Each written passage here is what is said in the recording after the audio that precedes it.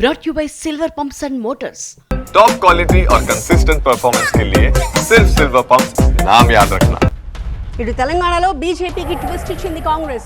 Pending నిధుల కోసం కేంద్రంపై యుద్ధం ప్రకటించింది కాంగ్రెస్ ప్రభుత్వం. ఎన్డీఏపై పోరాట కార్యాచరణను రూపొందించడానికి బీజేపీ ఎంపీల్ని కూడా సమావేశానికి ఆహ్వానించింది.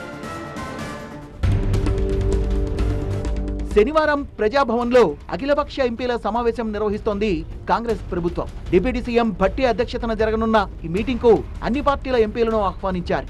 కేంద్రం దగ్గర పెండింగ్ లో ఉన్న అంశాలపై ఒత్తిడి తెచ్చేందుకు మీటింగ్ లో కార్యాచరణ రూపొందించనున్నారు. ఈ సమావేశానికి సీఎం రేవంత్ రెడ్డి హాజరవుతారు.